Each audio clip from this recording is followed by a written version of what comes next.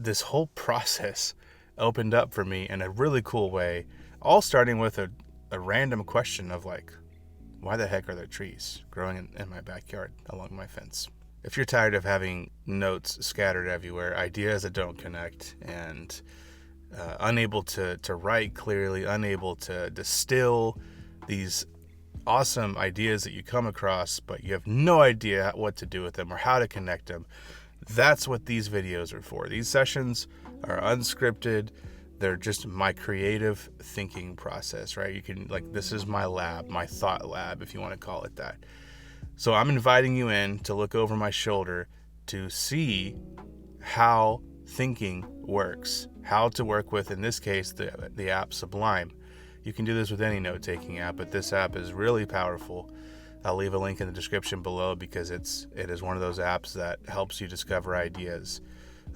But it's also a great tool because it's got Canvas where I can actually think visually, and I'm going to show you what that looks like.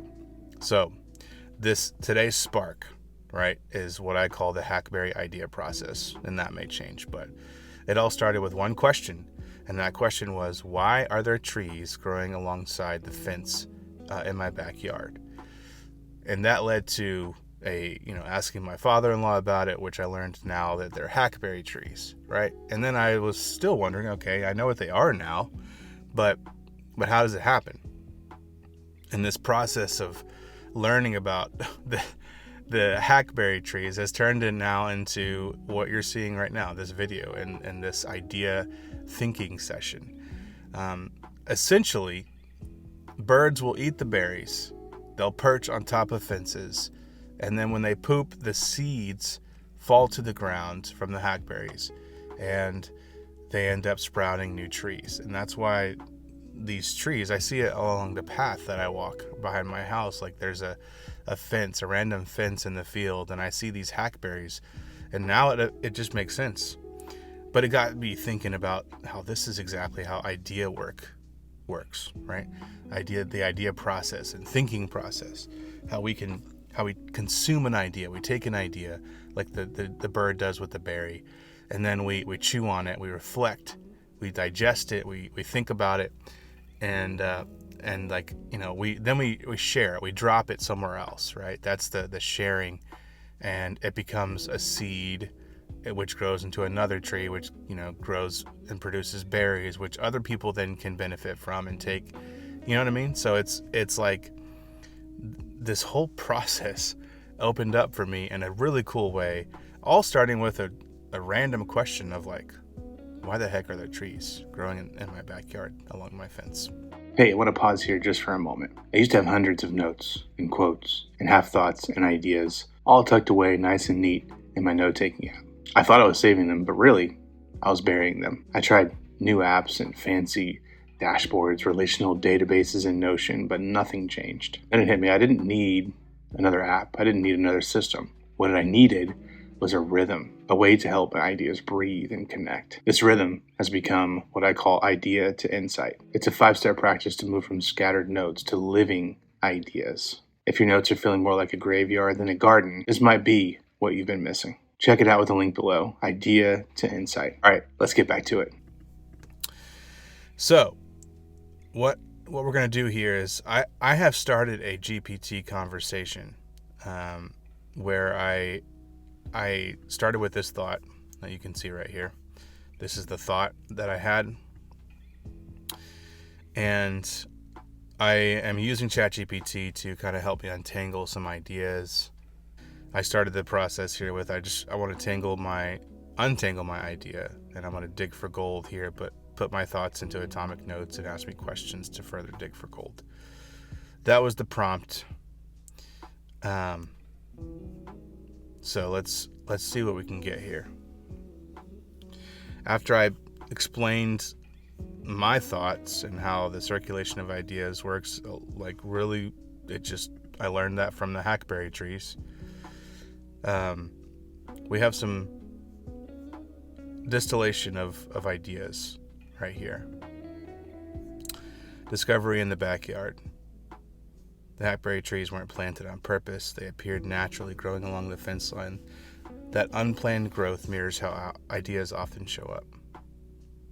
They sprout in the overlooked corners of our lives, not in the neat, intentional rows we expect. So that right there is a cool distillation of maybe one of these thoughts right here. Ideas often show up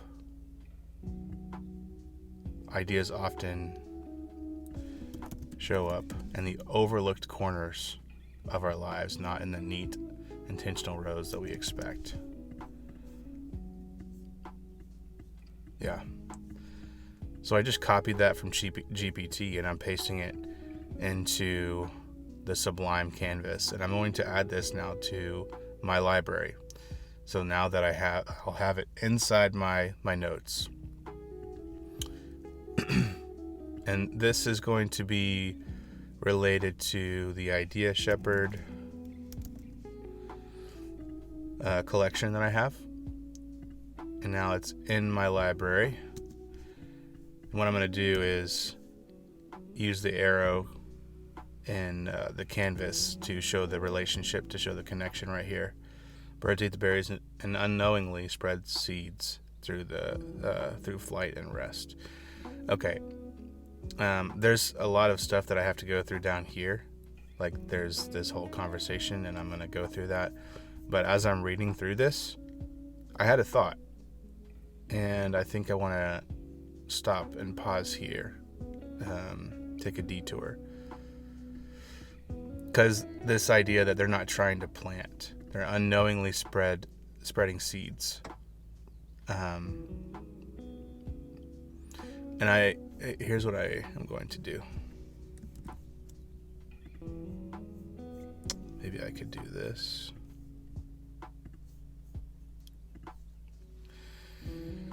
Something that I was thinking about when it comes to the birds eat the berries and unknowingly spread seeds through flight and rest. They're not trying to plant new trees. Like that is not their goal.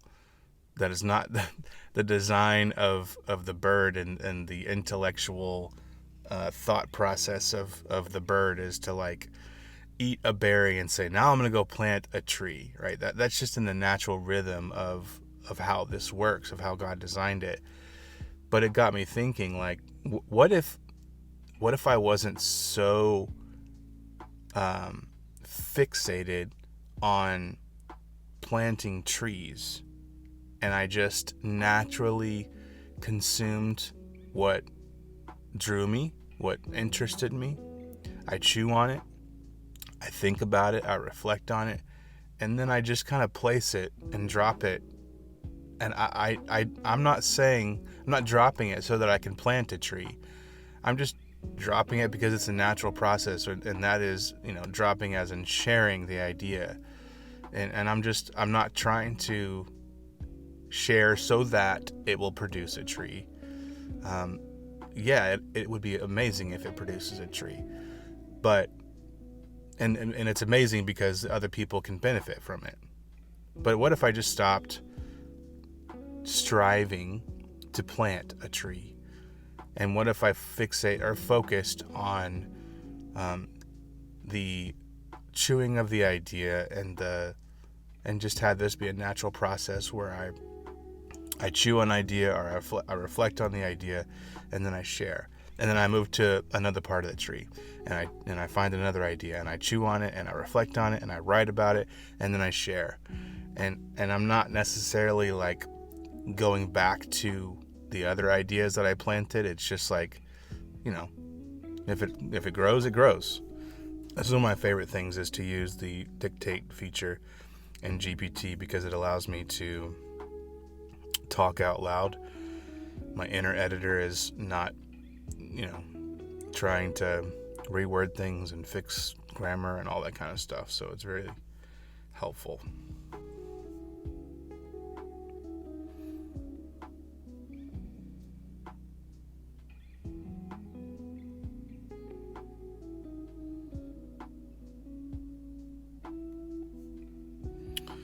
So it came up with this atomic note right here.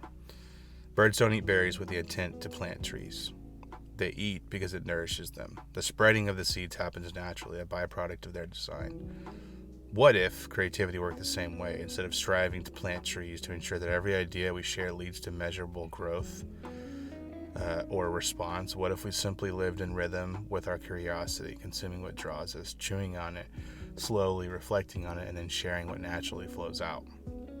The miracle is trees still grow, but not because we force them to, but because what happens when we living because that's what happens when living things do what they're designed to do. Our role isn't to manufacture meaning, but to participate in it. We chew, reflect, and release, trusting God with the growth.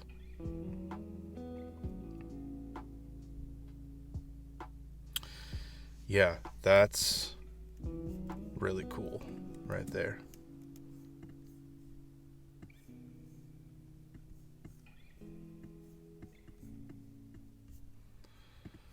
So the question is, what do I want to title this?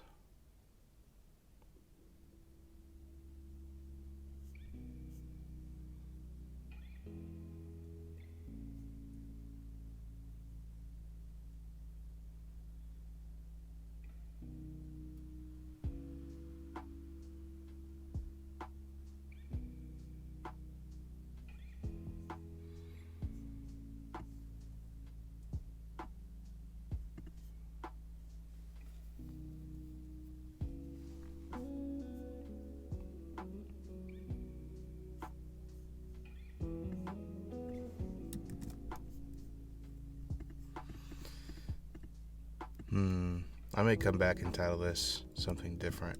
Right now, nothing's coming to me. And that's the beauty of, like, you can come back and edit notes and retitle them, and, you know, or you can create entirely new ones. Okay, I'm going to create this new one. And this is going to go into the Creator Compass and the Idea Shepherd. The Creator Compass is just my collection, which the collections in Sublime are equivalent to like tags or whatever, but they are powerful in a way that maybe tags in other systems are not. They show you, they obviously contain ideas that, you know, are in a certain topic or value or whatever, or just they're related in some way, but also because, you know, you can see related ideas inside of a collection in Sublime, which is just super cool. All right, so I'm adding that to my library. Again, my library is now has these two ideas. Ideas often show up in the overlooked corners of our lives, not in the neat, intentional rows we expect. And then this idea of sharing, the natural rhythm of sharing.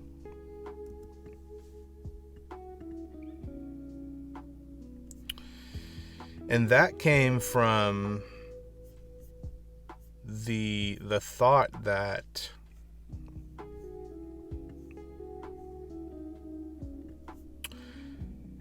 I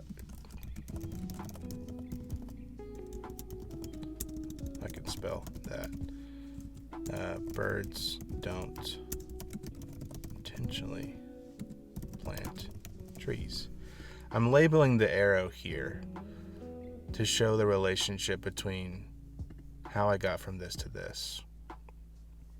So when I come back to this thought map, or if I were to share this thought map with somebody, they have some sort of idea of, like, if they read through this, they see the arrow, but also the arrow is labeled to know exactly what sparked this idea right here.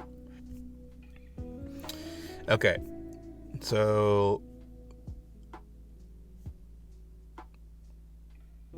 now I was thinking about how it was interesting because, like, before I knew about the hackberries, attackberry trees, I thought it was just like another annoying, really strong, like, weed. And then I learned about the process and how they actually got there, and it turned to something that looked like it was annoying. And it's something that was like, I want to, like, that's awesome. I want to learn about that. So let's take a look at what ideas we can extract from that.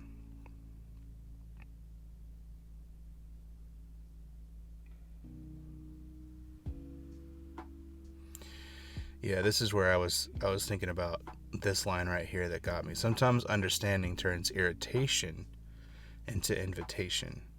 When we uncover the why behind what bothers us, it reveals beauty or wisdom we couldn't see before. Yeah.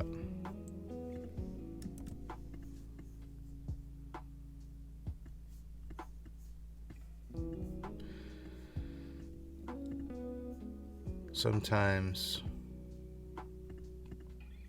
let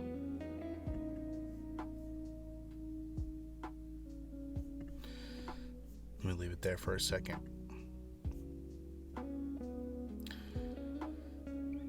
Okay, so when I read this line, because it stood out to me, I immediately had this thought that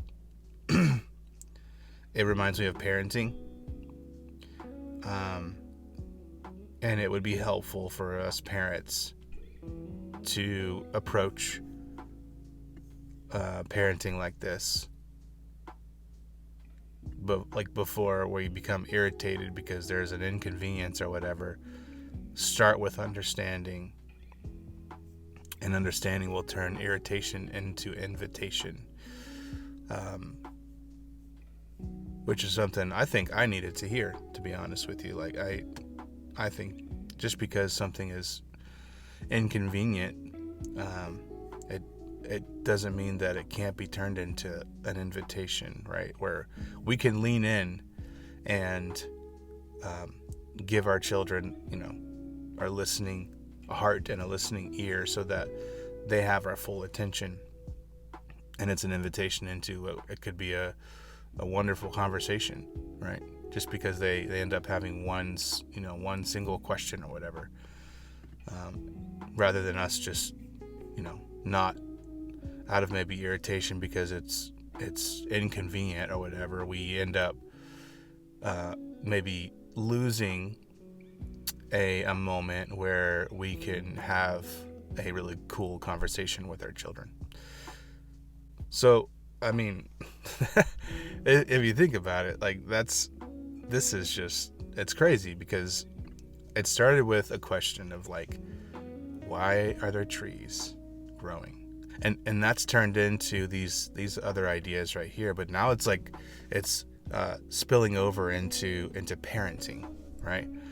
And that's what I love about these thought maps, is that it is not about one single thing. Like, it's literally like a visual artifact of like, where did this moment go? Like, where did my mind go?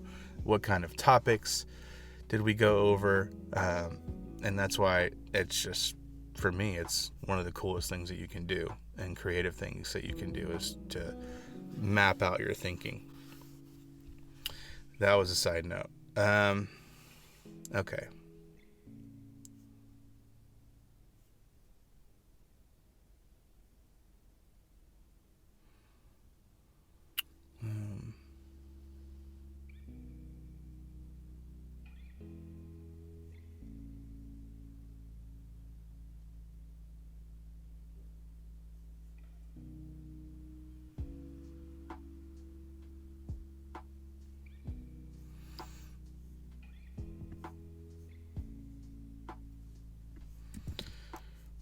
So I'm going to tweak this a little bit. I knew that I wanted to wait on making this a card because I wanted to add in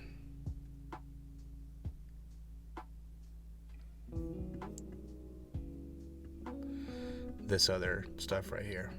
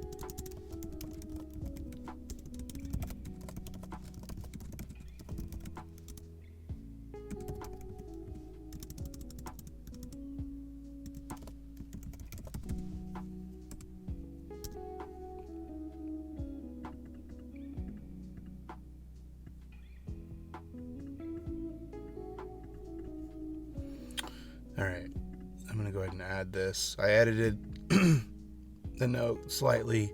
It's not perfect. I'm not trying to make it perfect.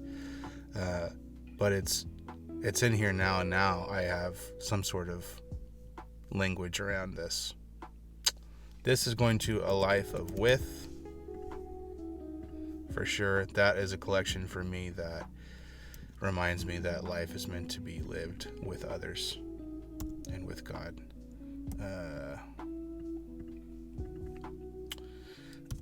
Now this is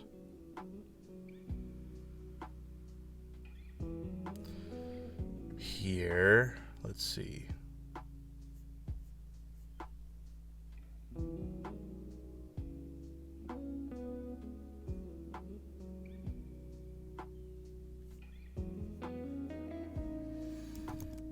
When considering,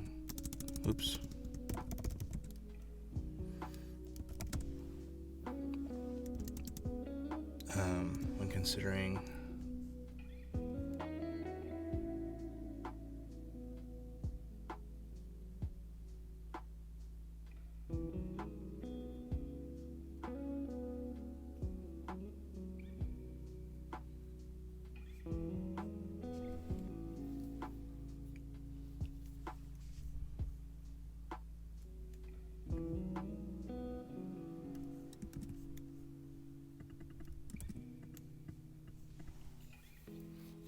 that was the question that led to that. Yep. I asked ChatGPT also to ask questions too, to dig for gold. If we didn't go over that, I think we did, but there it is. All right, let's keep going. Let's see.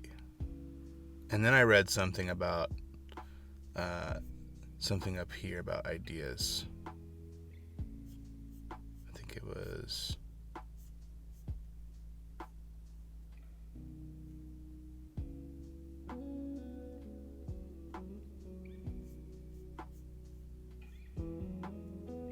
here it is.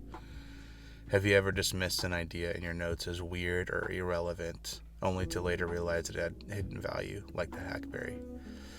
So I went back up to this and saw this question, and then I answered back down here.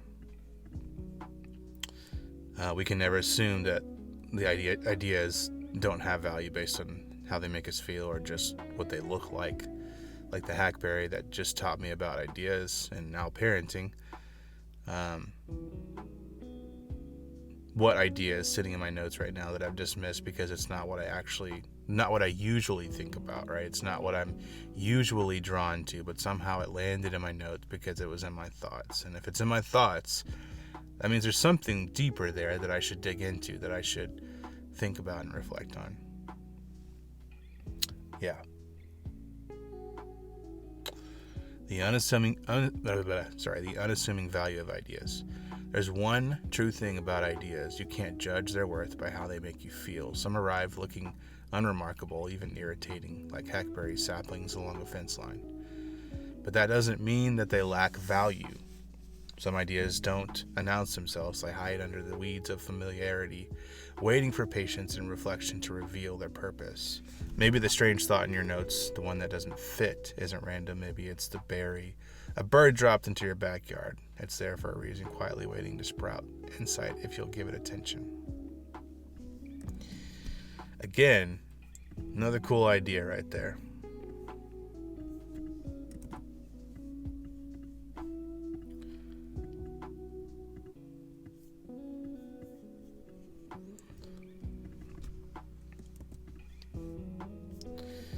And I went a little bit further. Oh. Yeah.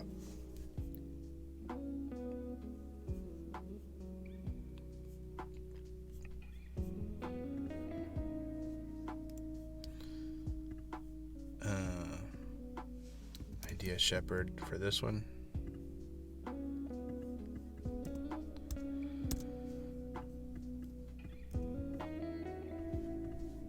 And this was based on this question.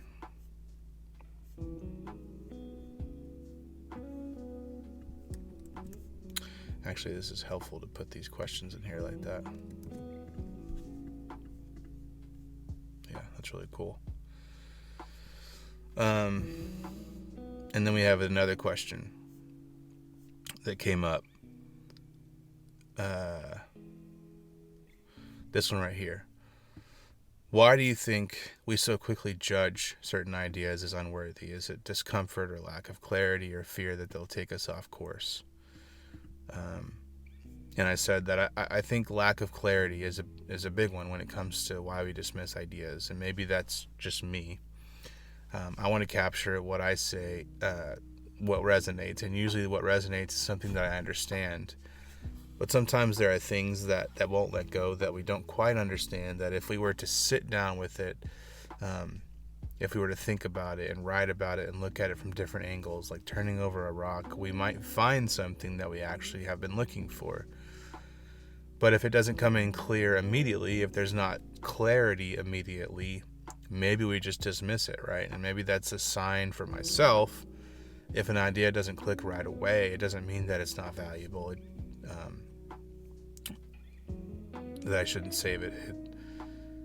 Even I was considering, the question, why are these trees showing up? That was a question that it wasn't related to anything that is idea shepherd. It wasn't related to any values that I have. It was just a random question of why are these things showing up in my backyard? But it was an invitation that I didn't know. It became an invitation into now we've got a handful of ideas that are pretty powerful in my eyes, on ideas, but also on parenting and relationships.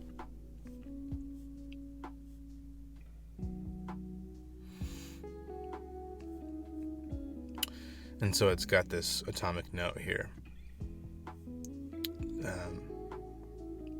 The hidden clarity and unclear ideas, right? We tend to trust ideas that make instant sense.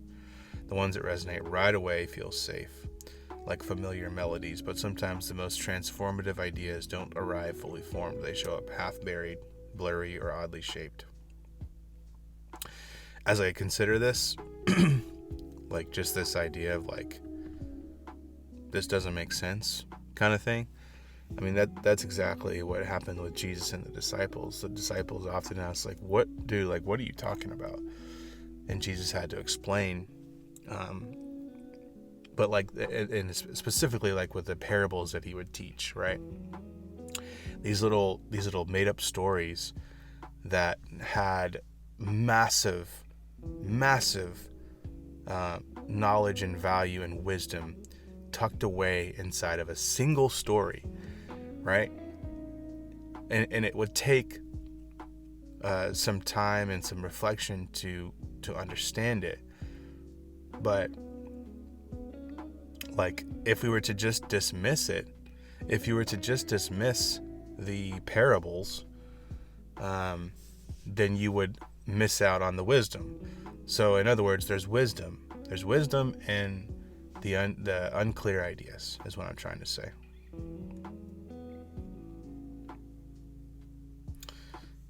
I should have recorded that, but I didn't.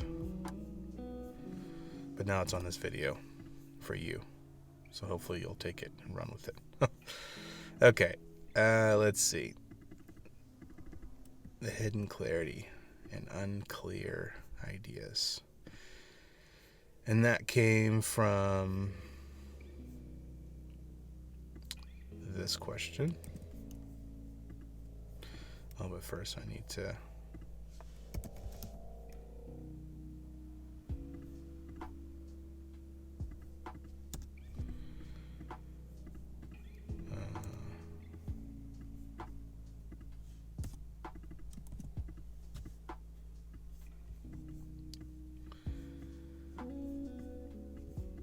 Nice. This is a good start. But now we have 5 ideas, right? And this all came from one question of, why are there trees sprouting? along the fence line in my backyard. So, my friend, I want you to, fellow idea shepherd, I want to encourage you to keep going after those weird and what you think is not relevant questions and thoughts and ideas. Sit with them for a little bit and see what happens. And I'll see you on the next video.